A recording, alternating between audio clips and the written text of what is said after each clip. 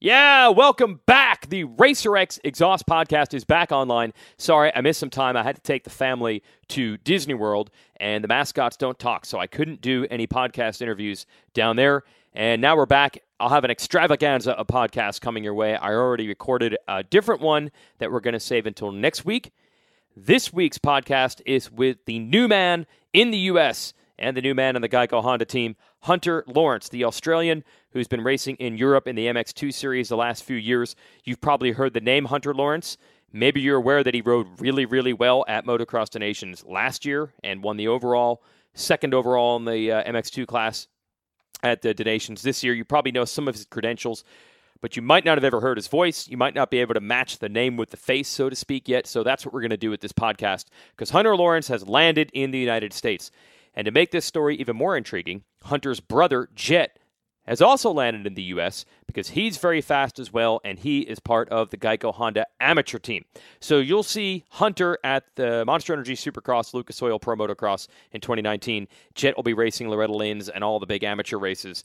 At one point, we should have two Lawrence brothers out of Australia moving to the top. Now, I met Hunter briefly at the Nations, so I come stumbling around the pits on Sunday morning, desperate for coffee because of the inevitable late Saturday night. Alpine Stars had a really nice hospitality area for Team USA. I am not a part of Team USA unless a free breakfast is being served, and then suddenly I'm all over it. But they had like this cappuccino machine because Alpine Stars is an Italian company. They have to do it right. I don't know how to make things like that. I don't know how the cappuccino machine worked, so I couldn't get coffee there. I knew the place to go to, and that is a GEICO Honda rig, because Jeremy Martin won a couple of Supercross races earlier in the year, and the gift to the team was, hey, if Jeremy wins races, the bet was made by the team owner, Jeff Myshak, I will buy a super-duper coffee maker for this truck if one of our guys wins a race. Boom, Jeremy Martin won a Supercross. Since then, their coffee has been unrivaled in the pro pit. So I stumbled over to the GEICO rig to get myself a free cup of coffee Sunday morning of the Nations. There was Hunter Lawrence, and we started talking Racer X and our crazy post-race shows, and I was like, wow, I didn't even know if this guy knew about this stuff. He's been living in Europe. So at that point, I knew we'd be doing a podcast once he settled into the United States. I gave him some time. He is now settled in, and he is the subject of this week's episode. I think you'll enjoy it. As always, our sponsor is Yoshimura. It is a complete coincidence, by the way, that yes, there will be Yoshimura pipes on the back of Hunter Lawrence's bike. They do sponsor the GEICO Honda team. But come on, I've interviewed plenty of other riders who are not Yoshimura riders on this show. And as I mentioned in our last podcast, Yoshimura now has exhaust pipes for the Monkey, the Honda Monkey bike. You have to see this thing. Just go to yoshimura-rd.com. That's the website. They have pictures of the Monkey. They have pictures of the Yosh exhaust on that bike. GEICO would probably sell you insurance. The bike is street legal, so they could do that too. But the pipes are from Yoshimura. So check that out. We mentioned the Works Edition exhaust you can get for the Works Edition Honda, an even better version. Yoshimura is that. If you got a new 2019 bike, they've definitely got something for you. So check them out at yoshimura-rd.com. Racer X brand, they're also presenting sponsor of this podcast, and we have a brand new fall collection featuring at the top of the list, absolutely on page 1 in bold, italicized, underlined font, the podcast t-shirt with my face on it. I wore it Halloween trick-or-treat night with the kids, and the looks in the neighborhood as people were trying to figure out, is that him on his shirt that he's wearing right now? The looks were better than any costume I could have come up with. Wait, I've actually gone to racerxbrand.com right now. It's not the number one item. It's all the way back on page 3. What the heck, man? There is a whole new fall line, so there's other stuff we have to show off. Fall line, it's cool. We've got these new waterproof jackets. We got a brand new hoodie. And we've got our man Degar as a model of the Grip It and Rip It shirt that's already flying off the shelves. We've got the 80s half-open face helmet with the goggle thing they used to have. Not a Jofa, like post-Jofa, like 1984-ish Moto Everyday shirt. Check it all out at racerxbrand.com. And be sure to subscribe to the magazine because we are slaving over it right now. We just finished one that came out digitally today, actually on November 7th. If you're subscriber digitally, you can read it. A really in-depth dive on donations starring none other than Roger DeCoster. Great information from him as told to our Eric Johnson and Davey Coombs about Redbud. I wrote a story about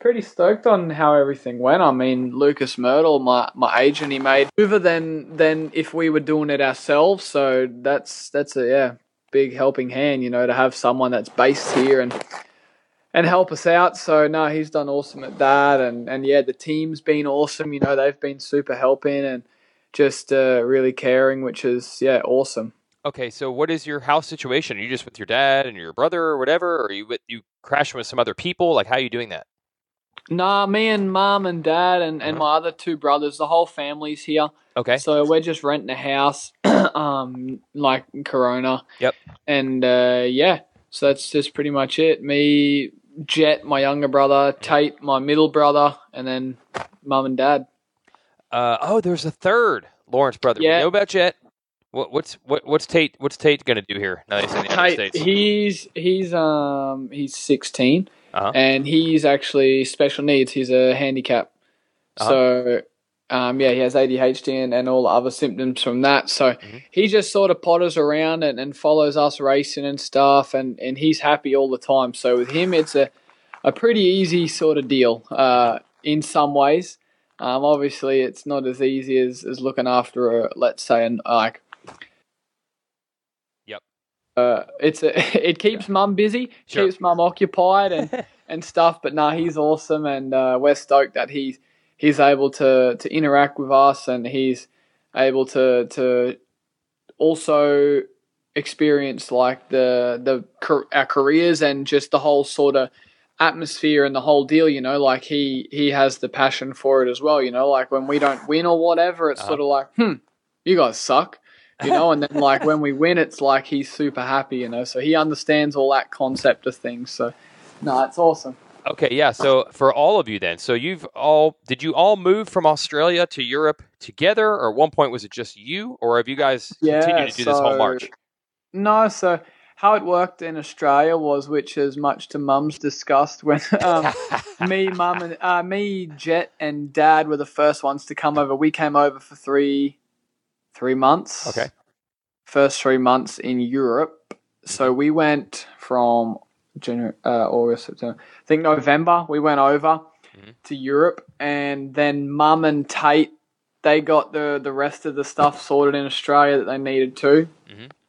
Which obviously mum's wasn't too happy about. That she was left the short end of the stick, yeah. She got the short end of the stick, left to clean up all the stuff and crap, but Nan and Pop helped her out, and then her and Tate came over on December, like 24th, like just on Christmas or something. So yeah, but no, I think she dug her heels in this time and said, I'm not doing the move by myself with Tate again. So that's why Dad flew back after Nations. I see. Them and Jett, obviously. Okay, do you have any roots left in Australia? Like, I'm sure you have family there, but is the house gone, everything gone? Like, when you move from one continent to the other, is it just all in, or do you just still have a place back in Australia, or is it all gone? No, we're all in, mate. Really? In Australia, from when we moved to Europe, we sold everything. I mean, we didn't have a lot of money at all by any means, so we were selling, absolutely everything and anything from like kids' toys to old BMX bikes to old motorbike tires that were like still in good condition, and just to try to make a few bucks. Sure, basically. Just to get as much money together as we could, because obviously we didn't own the house, so we weren't going to get all the money for that, and just everything. We sold everything. Like we have a container at Nan and Pop's farm in Australia with like the photos and like videotapes of us as kids and whatnot, like that kind, like some memorial stuff we have. Sure. We've kept that, which is cool. But yeah, no, when we went back for the first time last year, we were camping out at mates' places and all that sort of stuff, so trying to save a buck here however you could. Sure. Yeah. We just tried to sell everything, and then in Europe, we were just renting a house. It was just a temporarily kind of thing, and everything there, we sold what we could, and then what we couldn't, all right, then we'll give it to the people, or like sell what we could, and the stuff that we sort of wanted to give to the people that helped us. We tried to do that, and just same sort of deal. Pack everything up, and then no ties in Europe left. Just friends and all the family, like the close friends that are part of our big worldwide family. Well, what I always wonder, what leads you to make that jump? Because I'm sure how old were you when you decided, okay, we got to leave Australia? How old? You were probably pretty young. I think I was 16. Yeah, so, okay, at 16, you can start to have a pretty good idea of how good you are or how good you're going to be. But still, man, like, what led you to say, like, okay, this is what we need to do? Or maybe it wasn't your call, maybe it was your parents or something, but how does that come about? Well, the end goal, some people are going to maybe, bag me a bit for saying here we go. Here it comes. But I don't think it's, easy. I don't think it's real.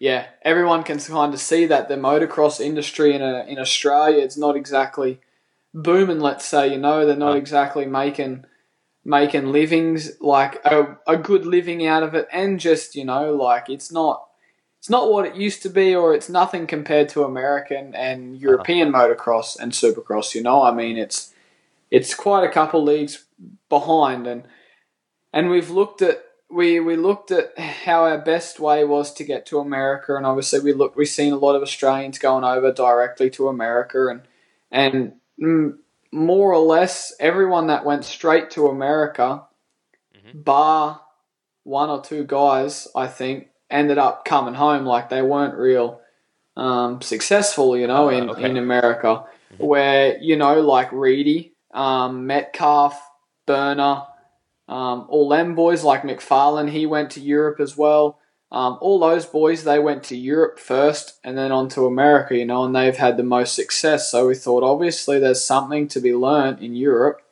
that's made them better or wiser or smart. I don't know, we didn't know at all what it was. And in all honesty, we still don't know, but just the fact of maybe it was those things that you don't know that just go a long way, whether it was the fact that we were training and doing everything that the American guys do in 25 degrees, beautiful weather. We were doing that in minus 3 degrees, mizzling rain, or when it was snowing and stuff like that, or I don't know, just it was tough. It was a tough slog of 3 years, that's for sure. It'll make for a great story one day. It's going to be one heck of a book or whatever you want to call it, but that was sort of the whole thing, and hey, I'm glad we done it, we didn't we didn't achieve the goal we wanted to, but it was out of our hands, but we met some amazing people, and like I said, we've added a bunch of people to our sort of worldwide family, which is cool. Yeah, absolutely. And it sounded like you could have maybe come here in 2018. Could have raced this season, but you wanted to stay in Europe that extra year. That was kind of the vibe I was getting. I don't know if that was true, but it seemed like you wanted to stay. Sure. Yeah. Yeah. I finished 9th in the championship last year, and obviously finished out really strong and started to click off some good results and hit my strides, and we were really excited, and then obviously Suzuki shut down, so we were able to if we really wanted, but we just felt like I wasn't ready, I wasn't ready to come over here yet without being able to compete with the top guys and beat the top guys in Europe before we left, and so, obviously we couldn't foresee what the future had in store for us, but I don't regret it. It made me a hell of a lot tougher, and it's just installed that work ethic even more into me, so yeah, that's how it was. I see. So you switched. There was a new team, right? This 114 Motorsports team didn't exist. It was an offshoot of a team that did exist, kind of, right? But it was pretty much new this year. Yeah, it was a brand new team. Yep. So was that actually? I know the goal was to try to win the championship. But it didn't seem like the team was quite ready for that yet. I don't want you to have to bag on people here, but it seemed like a real work in progress to get this team going and to try to win a title at the same time. Yeah, sure. it was everyone there had great intentions and meant well, and we all wanted to win. That's normal. It was just the same.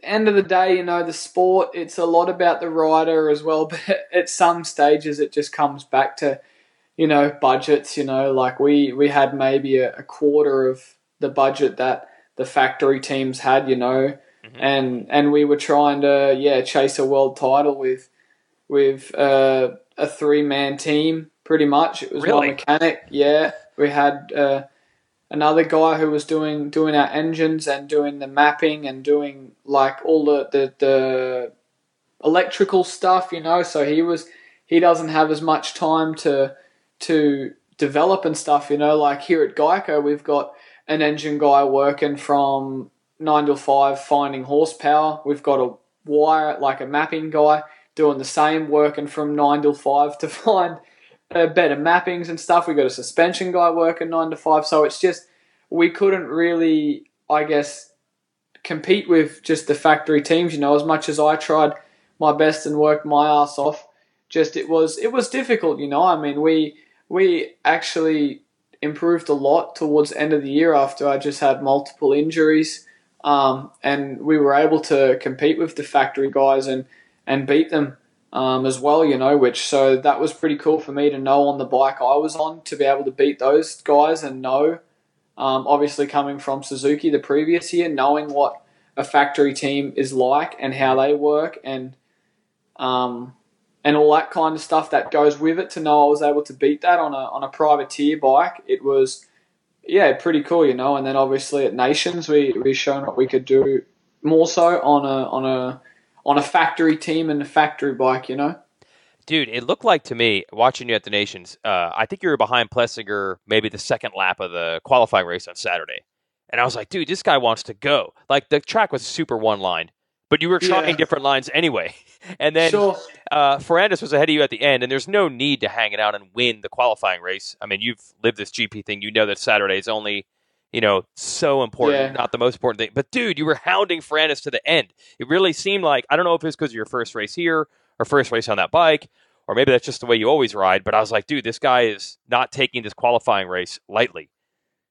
Yeah, I mean, that's sort of kind of my Aussie pride and my Aussie sort of never give up. I'll keep fighting until the end, whether it's a 40-minute moto or an hour moto, I was behind AP and it was cool, to ride with the double champ and two-time champ or back-to-back, I don't know how you'd say it, the double champ, I guess, Supercross and outdoors. And it was cool, the track was super, super one line, it was every time I tried a different line, I'd just get caught up in the soup. And then, the only one mistake I made in that whole moto, then Ferrandis was able to capitalize on that. I was trying to pass AP in the start when he was in second behind Jacoby, and I was trying to pass him, and I tried a different line and ended up casing the tabletop after the rollers, and then Ferrandis was on the main line and he landed it smooth,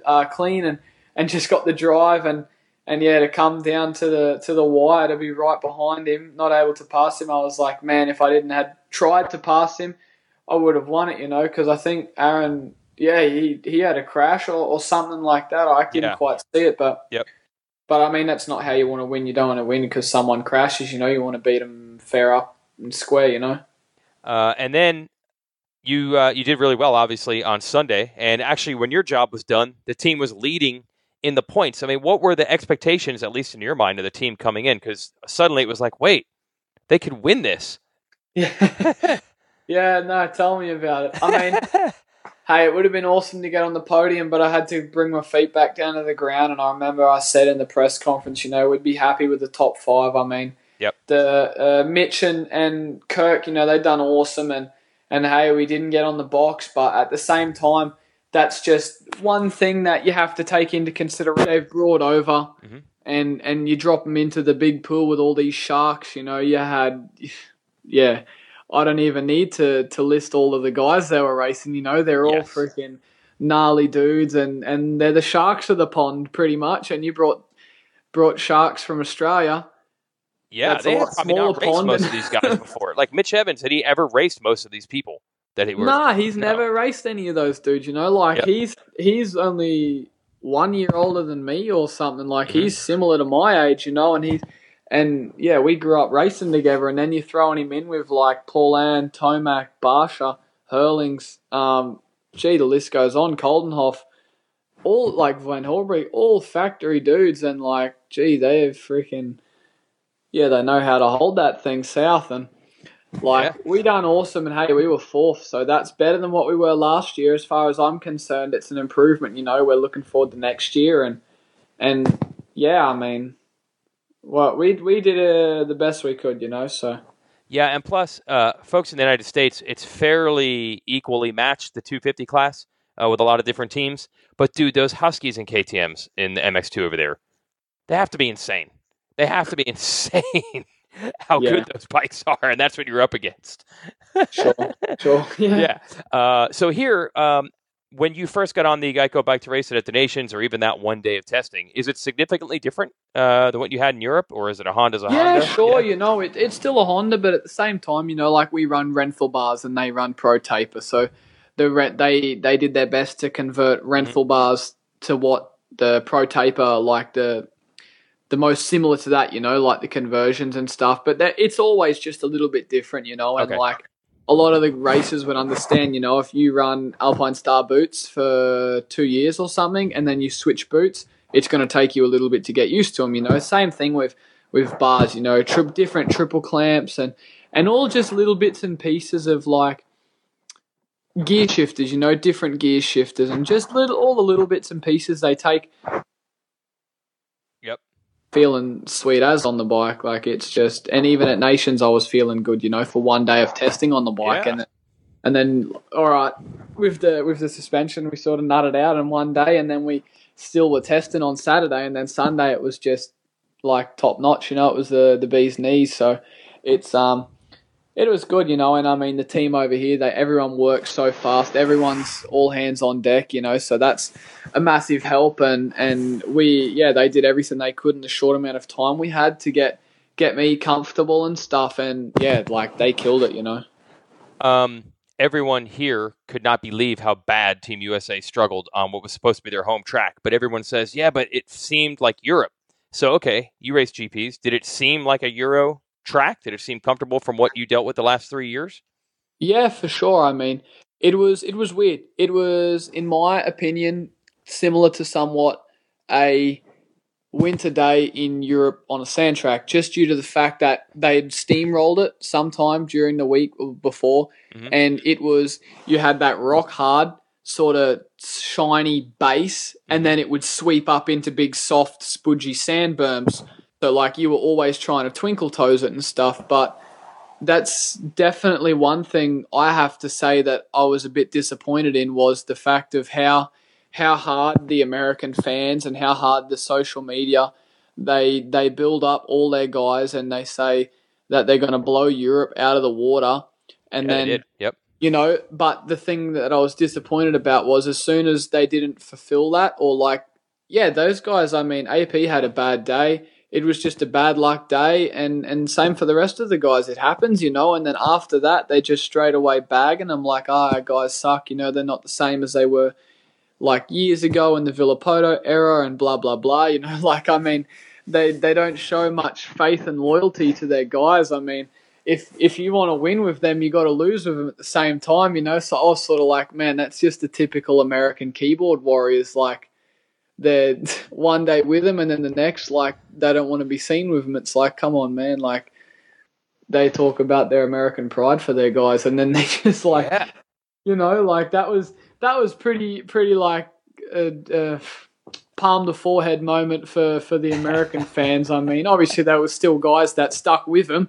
That's not everyone, but a fair few of them, Well, for sure, we were saying all along, it's so dangerous when you have one race and you're using one day to make conclusions. But, hey, if the team got close and they were in the battle, it may be one thing, but they got beat so badly, I think everybody's like, okay, we've got to come up with some reason. This doesn't make sense. They were so far off, and it's like, yeah, then a million reasons of our guys aren't good enough, or we do too much Supercross, or the track wasn't prepped right. It was like turned into this massive sure, by all means, discussion. When things don't go the way that you want them to, there's always, everyone's the first to like throw up all the reasons. Like, crap, what are we doing? Are we doing this right? Are we doing that? But hey, if like you want to look at it, like I beat Osborne last year at Nations, but in a championship, I can't honestly tell myself that I would have beaten him.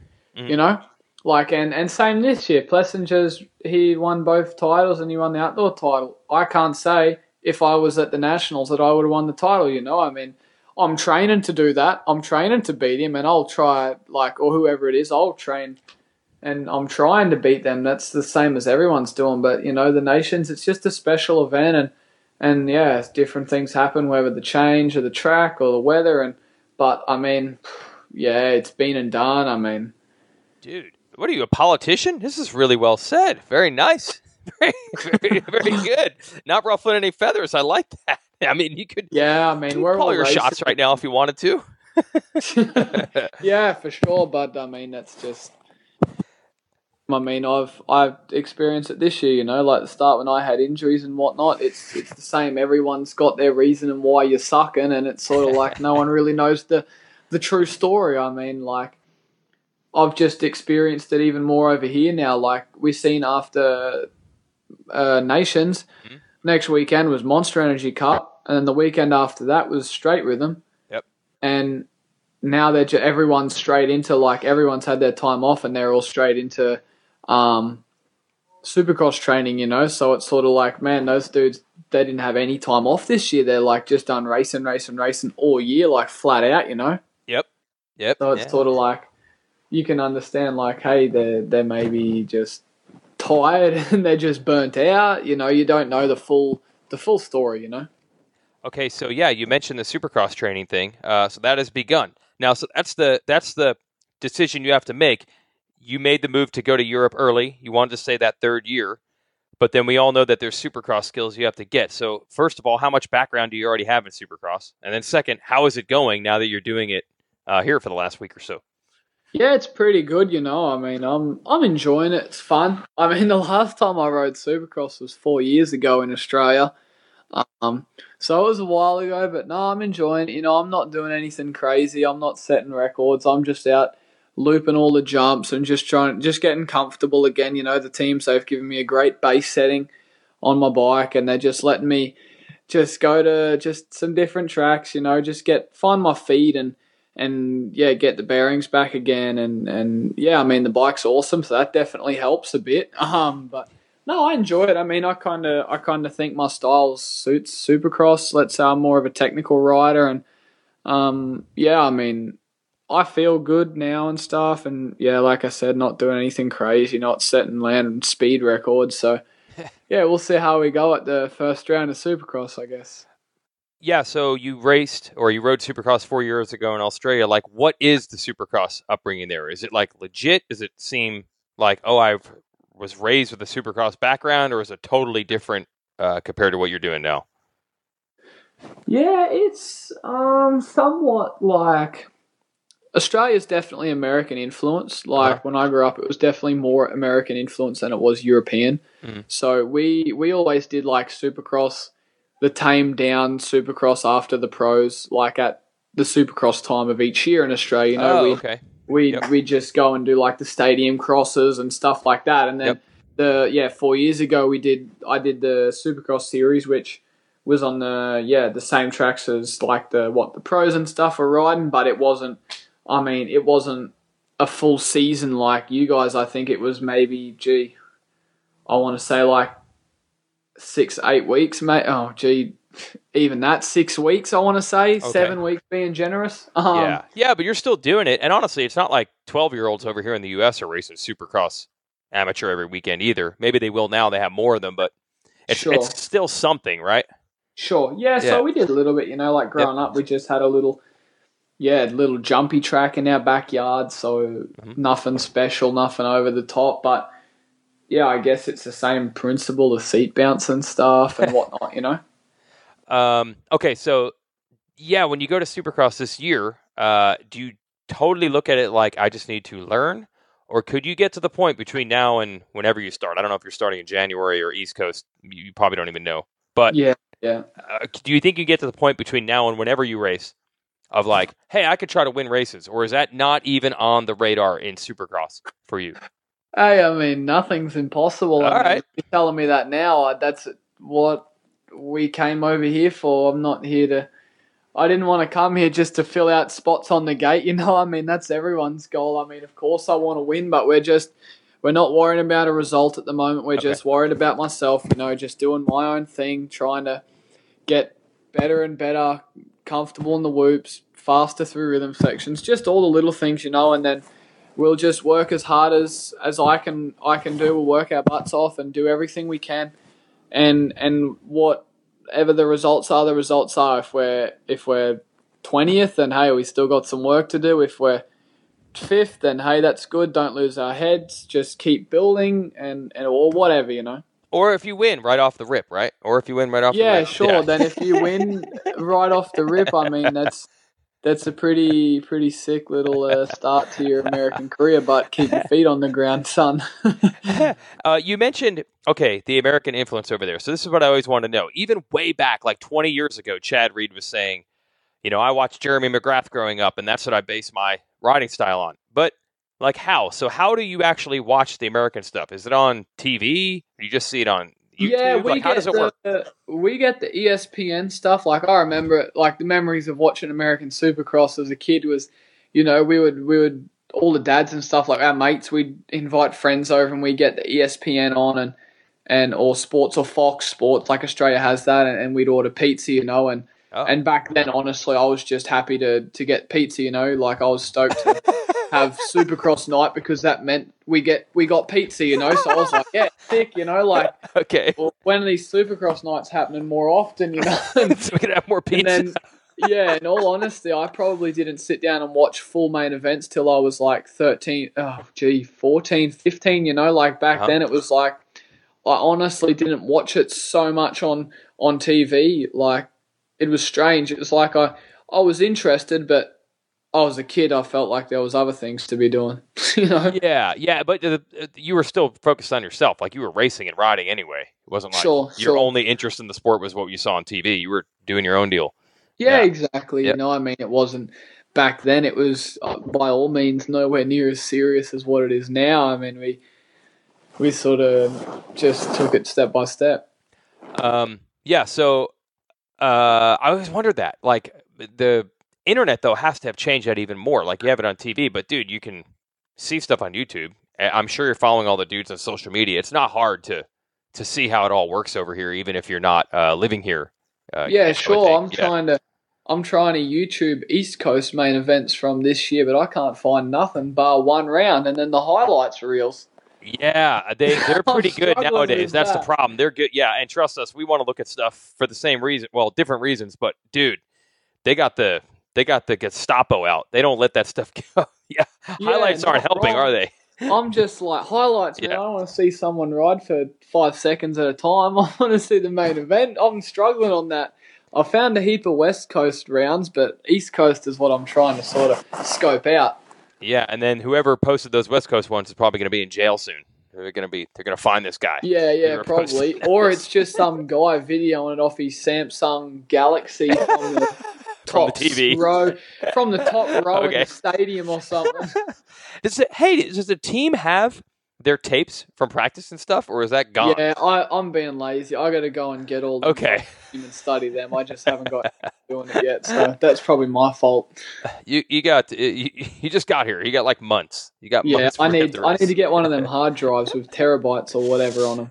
There you go. Yeah, exactly. Yeah, they take up a lot of space. Okay. Hey, let me ask about your brother. I talk to your super agent all the time. Your super agent. Yep. I think you probably know how much he loves you. Like he really, really loves you. I love him too. He's the best guy. But he also blows up your brother a lot. So give me the status report on your brother. Yeah, he's just getting adjusted to the Honda at the moment. He's loving it. He's in shift gear, Fox helmet, and 100% goggles. So he couldn't care less. He thinks he looks the coolest on the track. So he's pumped on that. And And he's enjoying the bike. He's just getting used to it. Still, he's Suzuki last year, so he wasn't on Honda. This year. Yep. He was Suzuki all this year. So it's a new bike for him. So he's just learning it out. Just feeling it out. And he was on his practice and race bike this year.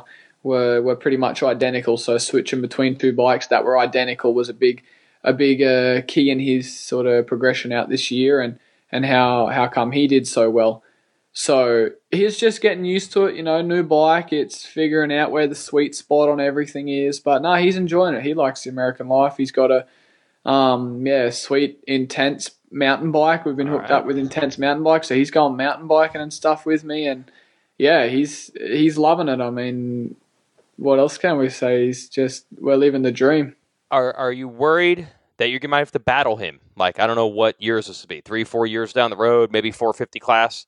Are you worried that he's coming strong really. for you? Not really, because if anything happens, we're just going to take each other out. And then if it comes to that point and we get in a fight on the track, I know I've got him covered. So okay, I'm not stressed.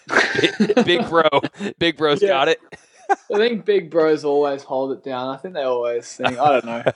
Ask the Martin brothers who has the throne there. Bro, they just rag on each other all the time. So I'm kind of looking forward to that. If we can get both of you guys up there on a podium together, because of the Martins, it turns to pure comedy. So I'm hoping that we get the same thing with you two. How did the Lucas Myrtle, and that's the super agent, I know he is Australian, but he's over here in the United States. How did that even come about? Yeah, the Mertz. Yeah. Big Cat. Yeah. Uh-huh. Well, when I was in Europe last year, sucking at the first couple rounds, just crashing my brains out, he sent me a message and, hey, mate, blah, blah, blah, this is who I am, blah, what I do. I'm watching you and, I'm following your progress, looking forward to keeping following your progress and whatnot and stuff like that. And that was it sort of thing. And I was sort of like, oh, yeah, why is he messaging me, like I'm sucking, what's he seeing, And wow, you had no idea. Like you had not talked to him at any point before that. No, whoa. It was things. So that was like nearly 2 years ago, actually. Mm-hmm. And then it was just from that we sort of, I guess got to know each other and kept talking. And then like when Kenny came back to Germany when he had his injury and stuff, like he would FaceTime him and stuff. And then that was the first time I sort of spoke to him, like in where I seen his face and stuff, And yeah, we obviously heard good feedback from Kenny. He said he was a good guy because we'd recently just been burnt by a bit of a dodgy manager like before that. So we had the manager sort of agent role had left a bit of a bad taste in our mouths, let's say. Okay. Yep. And so we were sort of a bit skeptical, and then Kenny said, nah, he's a really good dude, he's a mate of mine and stuff and this. And then like GEICO, when he went over to the States, he felt him out and we got the okay from GEICO. So we were sort of like, yeah, right. And we sort of just went from there. And then obviously we come over before the Florida GP last year, and that was the first time we met him sort of thing, but he was already taking care of our stuff. It's probably the best thing that's happened to us. Like, it was one of the better things that's happened, and that's for sure. I mean, he's looking after us, he's taken care of a lot of headaches, and I've given him a lot of headaches, I'm sure. But no, it's cool, he's my like agent, manager, everything, and my mate, we can just talk crap about watches or whatever, like we don't have to talk about the sport, which is, that's cool for a guy that is living, eating, sleeping the sport. You need that break away from it. So he's been an awesome addition to our life. He's part of the family as well, and I'm stoked on that. He's a good lad, and an Aussie, which it just doubles the awesomeness effect, Yeah, but that's the thing. Like, people are going to see that you have an Australian agent and think that that's just pure coincidence. It's not like you grew up with this dude or anything like that. No, he grew up out in Kalgoorlie near that big hole in Australia where they mine all that stuff out of the ground. So there's no way I had anything to do with him growing up, and he was a loose unit, and a typical Aussie lad, just, to say the least. And No, he's made a living for himself. He took the freaking hard way, you know. I mean, if anyone knows him and knows his story, they'll understand. So, yeah. Wow. Okay. So you got to make him proud now, because I'm telling you, he was blowing you up long before anybody pretty much knew who you were. So I give him full credit for that. Sure, yeah, and he copped flack for it as well. So I'm did he? Okay. Yeah, sure he did. So you had to back him up. You had to. Yeah, make I his got to hype. back him up. Yeah, sure. When I was riding around with a broken hand, getting 10th and 12th this year at some rounds, he was getting blown out of the water for it. So I had to back him up. You mentioned GEICO. This is the craziest thing. So somehow you and your brother were like training with Ken Roxon's dad while you're over there. How did this happen? Yeah, well, another funny story. I like it. When we first came there was a guy to Europe. There was a guy on the team by the name of Rene Ebert. And Rene, he took a liking to me before I was even over there and started a bit of a relationship with me, talking and stuff before I even got there, like a friendship before I even got to Europe. And when we got there, he gave us everything we needed, or when he was away, he gave us our car because we obviously had no car, he just gave us everything that he could to help us out. And since then, he's like my second dad, he's helped us out, and he's family, he's definitely family now.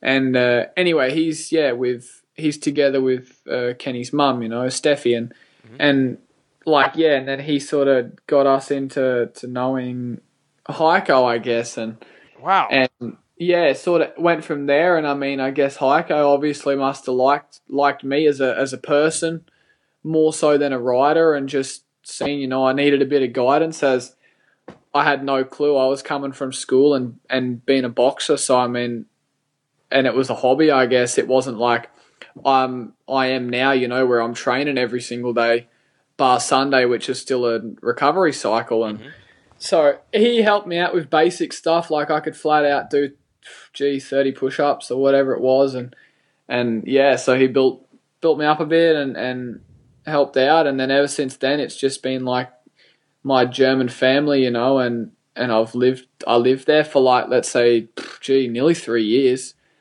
You lived at his house or on his property or nearby? Yeah, on his property. Wow.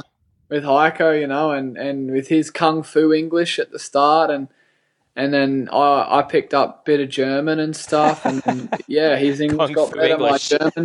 My German got better, and yeah, but I mean, it's awesome. I made a lot of friends out in Germany just through that sort of thing, and part of our family, But yeah, I mean, Rene, he helped us so much in Europe, and even like this year with just bits and pieces, he still did. He's part of our family. So how gnarly is Kenny's dad? Because, dude, when I'd see him at the races here, he just looked like a gnarly guy. So how many push-ups does he get you to? Like 300? Because he just seems like he'd be pretty tough. No, 400. Okay, all right. No, he's awesome. I mean, he's a hard old bastard, but his heart means well, and I love the guy. I mean, he helped me and he helped my family out, a lot. And yeah, he's a tough old dude. He's probably one of the fittest 54-year-old guys I know. I mean, he can run 10 kilometers. Like, he ran 10K with me. He ran with Kenny his whole life. He'll drop down and do like 90 push-ups or whatever. Like, he can do more push-ups than I can. And he doesn't train. Like, he's just so genetically fit and strong. I got no idea, but he's a machine, that guy. Yeah, that's what I'm saying. He just looks so ripped and gnarly. And yeah, I didn't even know he was that old, but damn. Sure. Do you think that it was a little bit, look, Kenny was gone. Kenny's back in the United States now, and he's in Germany. So I think it's almost a little bit like, hey, I get to do this for another year or two. I got one more run in me. That probably meant a lot to him, to have another guy racing the races. I don't know. I mean, I'd never know, and probably if I asked him, I don't think I'd ever get an answer.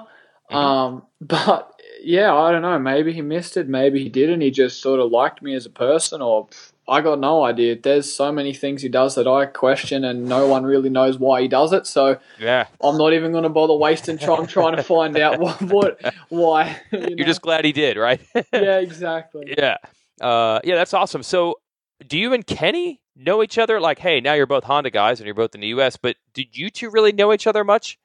I mean, it's not like he goes to Europe much, I don't think, did you? Yeah, like I know him now and stuff, but not before. Not before, like, I went to live with his dad pretty much, Like, the first time I got to meet him was when he came back to Germany after he had his first injury. Okay. His first big injury, and so that was the first time I got to meet him, but yeah, before that, not really. Right. So, again, same thing, like your agent's Australian. That's just a coincidence. And you working with Roxanne's dad wasn't because, like, you met Kenny and he, like, is like, hey, you should call my dad. Yeah. Yeah, sure. I mean, in all honesty, like, I know Kenny's family better than I know Kenny. Pretty much. I mean, I'd imagine. I've spent more time with his family and stuff than I have with him, so. Yeah, funny how that works. It is. Yeah, you were at the wedding, though? Were you at the wedding? Is that what I saw? Yeah, I was fortunate enough to go along with Lucas. So yeah, that was pretty cool to watch. It was a special day, and yeah, congrats to the newly wedded Kenny and Courtney Roxon. So no, it was cool. It was really cool. It was one of my first weddings, so that was awesome. Dude, you're totally in the social circles now. Look at this. You're right in the mix. Not bad. Yeah. All right. Sounds like, honestly, it just sounds like you're having the time of your life right now. I mean, the racing stuff and the pressure and all that comes along with it will be there. But right now, it just sounds like you're just in a really good spot. How could you not be? Oh, sure. I mean, it's exactly what you say, mate. Where everything we've worked for, all the struggles and stuff are paying off bit by bit, So it's cool to see that like 4 years ago, 5 years ago, 6 years ago, even, that we set this goal and this dream, and 6 years later, we're here in America. We have a chance to achieve all of our goals here. So it's cool. We're just keep our feet planted and just get to work. Wow, that's pretty awesome to look at it that way. Yeah, because again, I don't think you'll ever be able to fully explain, I'm sure 6 years ago, how humble the roots probably were and what you were riding then or where you were riding. It's probably hard to explain probably how far you've come. Sure. Unless somebody could go there and see exactly what you were doing. Oh, I think they'd probably have a bit of a laugh, to be honest. I just heard that about a lot of the Australians. I mean, I've heard, like, if anyone were to go where Chad Reed grew up, they'd be like, wow, really? It's just a whole nother deal. Yeah. Sure. We've had European guys go to Australia. We had one guy go to Australia, and he was living around near where we grew up. And, they gave him his bike for the team he was riding. And they sent him to a track and we heard the story, and they're like, yeah, they sent him to such and such's place, and he went there, and he was just absolutely blown away that there was trees right next to the track. There was goannas running around. There was a camel there, and just all this. And we were like, yeah, that's a real sick track. That's an awesome practice track, that one. And he was just blown away. He said, "Are you crazy?" I mean, yeah, I could talk about it all day. It's just Aussie battler style, and we don't know any better, so we think it's paradise. Yeah, and you know what? That same thing you lived in Europe for 3 years, where there'd be some cold, rainy days. Like, that's all character, right? Who knows? Maybe that's exactly. Maybe that's. I hope it's character because, gee, that stuff sucks. Well, like you said, you felt like you needed to go there for some reason. You're not sure why, but hopefully you got it. Whatever you were looking for over there.